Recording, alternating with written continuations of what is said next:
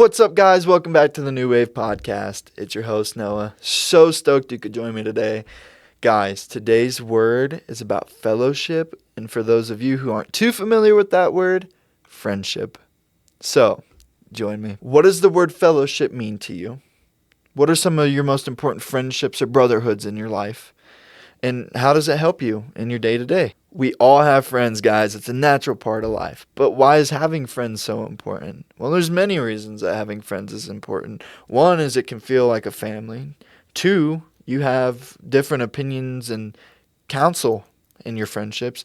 And three, it gives you a sense of purpose as being a friend, and also having friends and knowing that you're valuable to your friends. It is important to have friends in life, even if it's just for a short amount of time. I've had many friends throughout my life. Some who are around for only a short amount of time, for a certain season, or some who are still around from like elementary school. It helps to build your character and to build and mold you into who you are. Which brings us to our first piece of scripture today, guys. I don't know if you can pick that up on camera, but I got little bookmarks to help me flip a little faster, which will bring us into Ecclesiastes. Crazy. It's a very, very rare book to go over, at least in my journey with faith. I've only ever read it through once. Currently kind of studying it right now, but it is so rich, and I love this book. So we'll be in chapter 4, verse 9. So verse 9 and 10 read, "Two are better than one, because they have a good reward for their toil. For if they fall, one will lift up his fellow." And then we'll bump down to verse 12 here. "And though a man might prevail against one who is alone, two will withstand him. A threefold cord is not quickly broken." Notice, guys, I'm using the ESV version of the Bible here through our podcast, but the one that I have at home that was aired to me, instead of a threefold cord, it is a three-stranded cord, just so you guys understand a little bit better, and it made me understand a little bit better. So what's the significance of this passage? Well, if we look back into it, notice how it says two. And you may ask, okay, well, what's the importance of two? Well, what is the importance of two? So if we went all the way back to Genesis, God created Adam, the first man on the earth. He saw Adam was alone, and that's the one thing that he thought was not good, was that Adam was alone. When he created everything, he saw it was good, but that's the one thing he didn't. So what did he do? He created Eve, so Adam had companionship and fellowship, because that was what was good. So if we look all the way back at the beginning of creation, God didn't intend for us to live life and walk through it alone, but in unity, together. Because when you bring two or more people together, it creates a stronger bond, which is also called fortifying. Now, what is fortifying and how is it important in unity in relationships? Fortifying isn't necessarily building up a barricade and creating a wall, but what that means is it's strengthening. It strengthens you. In unity, you are strengthened. Now, as I mentioned a little bit earlier, I had friends in life, unfortunately, who are no longer in my life. And sometimes that's just a part of it, and that's important for building character and showing you what you need to strengthen in that certain area of your life and in that certain time in your life. And even some of my friends, well, all my friends that I have nowadays are great counsel for me, and it is important that you find that counsel and your place of belonging, because when you feel respected and valued, you feel fit, and it is important that you fit. Now, sometimes in this counsel of friends that you have, and when they help you through stuff and give you their opinions and on matters and things going on in your life, sometimes it doesn't come without rebuke or stern encouragement. And why is that important? What do I mean by this? Well, what I mean is, if we go to Proverbs, we'll be in Proverbs 27, and we'll be in verse 17. It says, "Iron sharpens iron, and one man sharpens another." Okay, what exactly does that mean? Well, if you think about like an iron sword, what do you got to use to sharpen that? You got to use iron.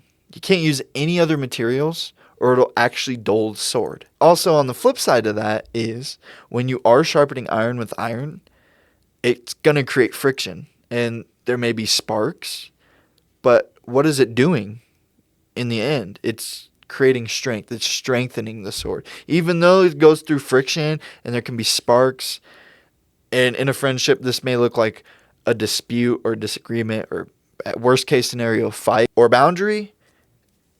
It's for the better sometimes because it's strengthening you and your friend. Solomon, in these words, was teaching us that when iron sharpens iron, so man sharpens man, that when you put yourself around people who will sharpen you, it will strengthen you. It will build your character. And that is very rich wisdom right there. But always be cautious that this rebuke or stern encouragement doesn't become abuse or even neglect, because that's what's going to harm you and that's what's going to damage you. And Solomon makes it very clear here. If we go back to verse 5, he says, better is open rebuke than hidden love. And what does that mean? Well, what that means is somebody who truly loves you will tell you when you're wrong. They'll rebuke you. They'll say you need to do better.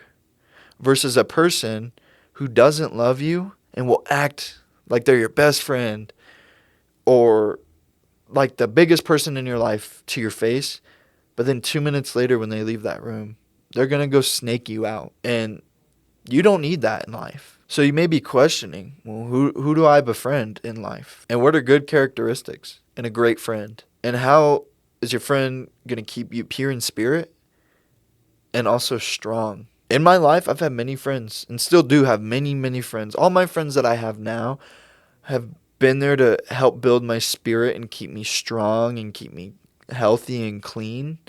But on the flip side of that, I've also had what I thought were friends at the time who are no longer friends, who tore me down mentally, physically, spiritually, and just brought me even lower than I already was. I just encourage you to take a step back today and recognize any friendships that may be tearing you down. And what I mean by that is it draining you mentally or spiritually? Or is it a one-sided friendship where they're looking for their own gain and benefit and disregarding your needs? And just recognize what you can do to change that or to fix that in your own life. Which will wrap us into our last piece of scripture here.